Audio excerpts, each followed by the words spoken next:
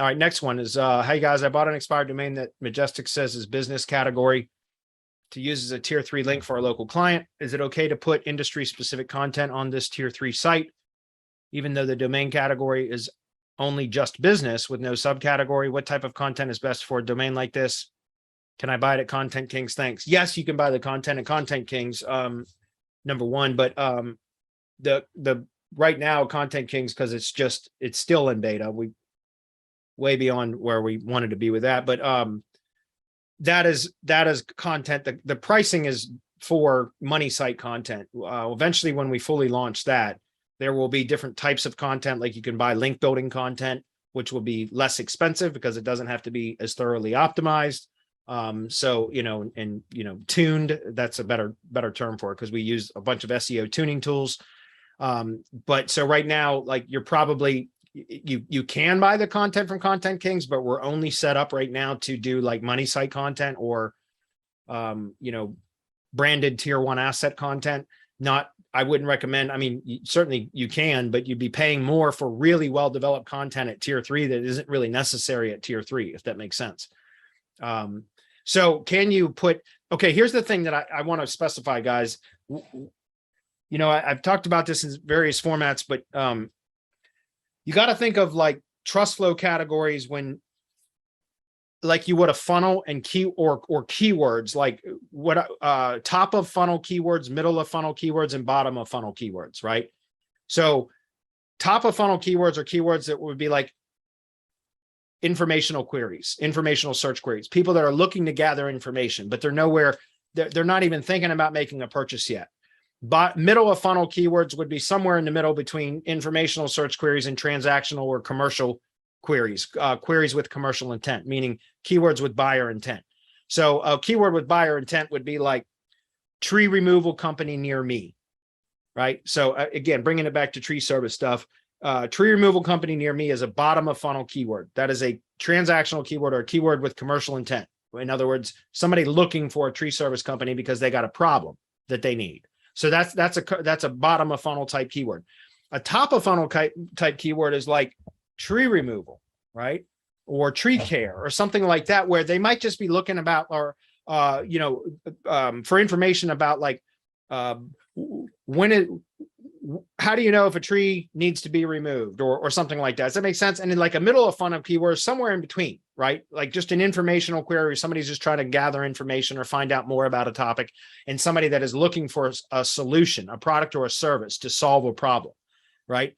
And so the same thing kind of occurs with trust flow and topical relevance. Again, trust flow is just a measure. It's a proprietary metric that that assigns a value to topical categorization of a backlink profile. It is by far not perfect. There are definitely issues with that as well, but it's a fairly good indicator of what the topical relevance is of a backlink profile for a website. So what I'm saying is, with using the same kind of like funnel analogy, if at tier 1, so whatever's linking directly to your money site or your other tier 0 assets, as I would call the Google Business Website and the Google Map, the 3 tier 0 assets, that you always want to be in the most appropriate, most specific, relevant topical trust flow category, right? But at tier 2, you can broaden it up a little bit. So again, back to the tree service example. At tree service, there are 3 topical trust flow categories that are a perfect match for a tree service contractor: business, agriculture, and forestry. So that's the subcategory. Business, construction, and maintenance, or home/gardening. Those 3 are the most, and home/gardening is a little bit to a lesser degree of a perfect match. But any one of those 3 categories are appropriate at tier 1. At tier 2, we can broaden it up a bit. And so that would be like middle of funnel, right? Back to that analogy. You can broaden it up a bit. You can go with just general business category, or there's science/agriculture that might be also appropriate at tier 2. At tier 3, you go even broader, right? You can go even broader and still be, but you still want some sort of relevance, some sort of relation. It should be related at some level. So like at tier 3, like regional/North America for anything in North America, or that might be a good one, right? There's a few others that at tier 3 might be appropriate. So I'm telling you all that because having a general business category applies to almost any sort of business. So it is relevant to a degree. I wouldn't necessarily recommend that at tier 1, but at tier 2 or tier 3, that's absolutely fine. But here's the thing that I want to get at is also like, what was the former content of that site? What I always try to recommend is like, we don't just buy domains based purely on topical trust flow value or category. That's a component, that is a criteria that must be met before we will consider purchasing a domain. It has to be in the appropriate category that we need it for. But we also look at the previous content. What was the content before? It doesn't have to be an exact match. Meaning, if I'm going to go out and if I go out and pick up a domain with business, construction, and maintenance, topical trust flow is the primary category, the most prominent category, what they call topical trust flow category 0. In business, construction, and maintenance, does it have to be the former content? Did it have to be in the tree service industry if I'm going to use it for a tree service link, a backlink to one of my tree service sites or client sites? No, it doesn't, because we're going to put new content on that site that's going to be optimized for tree service stuff. But it should be, the former content should have been at least in a relatable category, which would mean like some sort of home improvement or some sort of home service contracting type of business. It could have been, if it was a landscaper site, well, that's a really close match. So that's perfect. But what if it was an HVAC site or a roofer website or a blog, for a deck builder or something? I'm just pulling stuff out of the air here, guys. But what I'm saying is those are still somewhat related. So it doesn't have to be an exact match, but it should be closely related. What we don't want to do is find a website, a domain that was selling athletic shoes online that happens to have its topical trust flow category in business, construction, and maintenance, because somebody with a very powerful link in the business, construction, and maintenance category happened to link to this site, and that's why the topical trust flow is business, construction, and maintenance, but the former content was about athletic shoes. Does that make sense? Like, that is, even though the topical trust flow category would be appropriate, the former content was not. So it's not like, in my opinion, that's not a good match for picking up for that type of a domain, like as a rebuild, as I call them. Because again, even though we're going to publish new content onto that, the former, like the history of that domain was nothing relevant at all.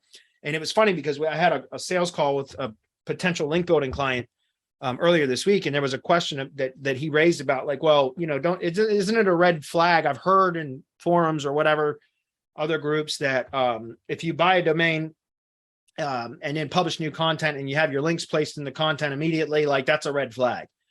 Well, that's true under the way that most people for the last many years have been purchasing and building PBNs, because don't think about this, guys. Just about every PBN sort of training that you've ever probably been exposed to, they always teach about buying on traditional metrics, as I call it. So MOZ, PA, and DA metrics, or AHS, UR, and DR metrics. Like, that's it. Like they like, doesn't matter what the topics were, what the previous topic content was, anything else. You just go to domain auction and you hunt down domains that have super high metrics, and that's what you buy. You buy them you bid on these stupid domains that you're going to, get into a bidding war with because the metrics are high. Whatever the topic was, be damned. It doesn't matter, right? It doesn't matter. You're buying the domain on traditional metrics, which I think are worthless now. But my point is, like, and then you go out and publish whatever content it is that you're going to need for the PBN, which is, in most cases, PBNs are generally going to be general content. They're going to have multiple types of topics on so that you can get more mileage out of that domain that you just spent $600 on at auction or whatever it is. Does that make sense? So it makes sense to, if you're buying a domain purely based on metrics and you're going to completely change the topical category of it, or you're going to put multiple topics on that domain and then immediately start outlinking and publishing posts with one outbound link that's always to a money site, that kind of stuff, that is absolutely a red flag. But when you're buying a domain that was in a similar industry and you're going to put similar content on it, and you're not going to build and put, 18,000 posts in the next month on it, all with, one outbound link to a money asset, then that doesn't raise a red flag. Does that make sense? Because again, it's completely different the way that you're kind of rebuilding that site, right? And that's why I'm saying, like, I've not experienced a single issue from that. And we've been doing this for 8 months now. Now, again, knock on wood, Google, it could change today. It could change tomorrow. Who knows? But what I'm saying is, because we're going to great lengths to make sure that the domains that we pick up we're in related, either 100% relevant or at least in a related category, right? And then we're going to publish new content on it. And it's going to be specific to, like, all the content that's going to get published on that domain is going to be about one specific topic instead of 18 general topics, so that we can, squeeze a whole bunch of juice out of that one domain that we just spent too much money on at auction because we purchased traditional metrics that, in my opinion, are freaking useless. Does that make sense? It should be about relevance. And as long as you're building new content on that site that is relevant or related, then it shouldn't be an issue. And I've not experienced that in 8 months, is what I'm saying. So, to answer your question, business is, look, what I would look at is what was the former content.